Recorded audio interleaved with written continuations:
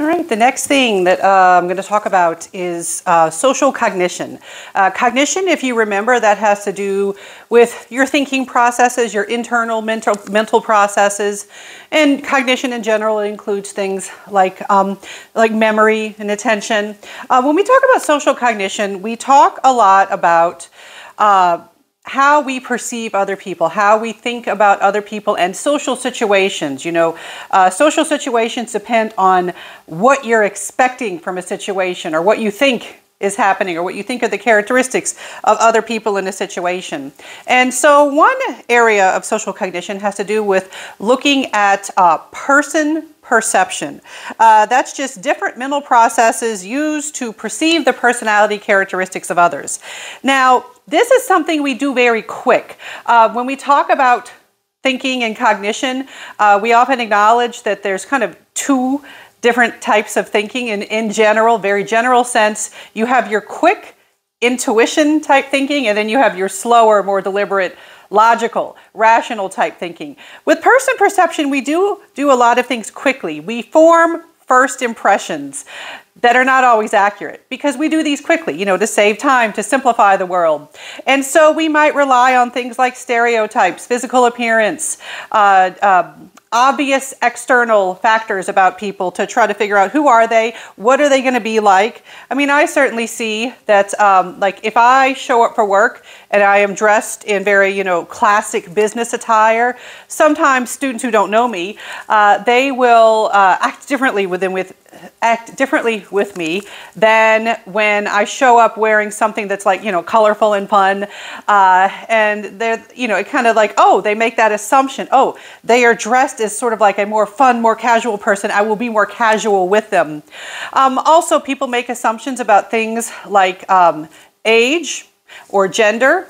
Like when you have a college student who's a returning college student who, let's say they're in their 40s and they're going back to college and they go to class for the first day, their other students may make an impression.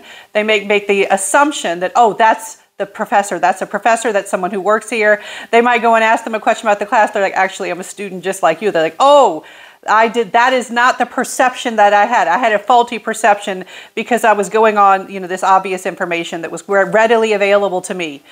Or when I, up until last year, my faculty office was wedged in between two older male faculty members' offices. And I'd like to say that this is getting better, but for a long time, there was kind of the assumption that professors were male, they were men, and they the women in the department were kind of like their assistants, their secretaries, and things like that. We are definitely seeing changes, but I can't tell you how many times, 3 offices, 3 people, same position, and they would, and they would see me and they'd be like, oh, so-and-so's not in. Are you their secretary? And I'd be like, no, I'm their colleague. I have the same position as them. And, they would be like, oh, I did not assume that about you. My first impression of you is that, hey, I see a woman in the department. I assume they're the secretary. And I'm seeing less of that, but I still will see those sorts of faulty person perceptions based on stereotypes. Now, another area of social cognition, and another thing I wanted to mention, with first impressions, physical attractiveness is a huge factor that influences our perception of people. This is in the textbook I'm using for class. This doesn't get a lot of attention, but when I teach social psychology as a separate class, sometimes there's more about this in the textbook. That people make lots of assumptions about people based on how physically attractive they seem to be. We assume that attractive people are like nicer, smarter, friendlier, all sorts of like nice assumptions about more attractive people in general. I always like to point that out because students often find that finding interesting. All right, now another area of social cognition, get to it here. I'm using my tablet today. Sometimes it loads slow. All right, another aspect of social cognition, and this is related to what I said earlier about how sometimes you use your quick, intuitive thinking because, you want to save time in the world. You don't want to spend a lot of time constantly engaging in deliberate careful, logical processing. Sometimes you want to make some quick decisions and move on with your life. And so we will use mental shortcuts called heuristics. Heuristics, this is a word for a mental shortcut. Something that hopefully is going to save you time in your thinking, even though it can lead to errors.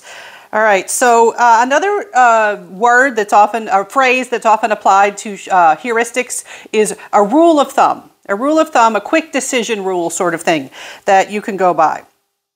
And so there are different types of heuristics that humans tend to use.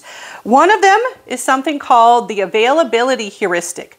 Availability has to do with how available particular examples or information is to you. So you rely on information that is most available to you, which means it's information that's most easily brought to mind, most easily recalled. So if you saw something recently, that is going to come to mind more easily than something you witnessed or learned about a long time ago.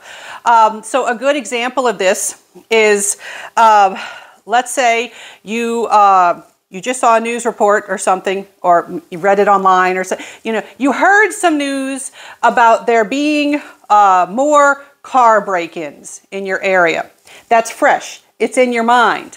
And so when that is fresh and available, and then you see someone hanging out by a car in your neighborhood, you're going to pay more attention to, hey, are they here? Are they doing something to that car? Are they carjacking? Are they breaking into that car? What's going on here? Whereas previously, when you hadn't heard that information, it wasn't readily available to you, you wouldn't think that same way. It has to do with what is more available to you. And this also can relate to things like stereotypes. Your stereotypes will come more readily to you. So, you're meeting someone for the first time and they say, oh, hey, I'm from Texas. And you might even be like, oh, they're going to speak with a Texas accent. They are going to be into like cowboy culture and country music. And then when they're not, you're like, oh, why did I think that? Well, that just came to your mind easily because you had seen stereotypes and tropes in movies and all that sort of thing. And so the thing with the availability heuristic, just because you can think of something easily doesn't mean that it's accurate. What is most easily brought to the forefront of your thinking is not necessarily going to give you correct information. It's not necessarily going to be accurate. So you can make mistakes based on the availability heuristic. Now, I'm just going to give that one as an example. I have to remember, this is introductory psychology. This is not the separate class on social psychology. Got to keep it kind of simple. All right, next video, I'm going to talk about something called social categorization.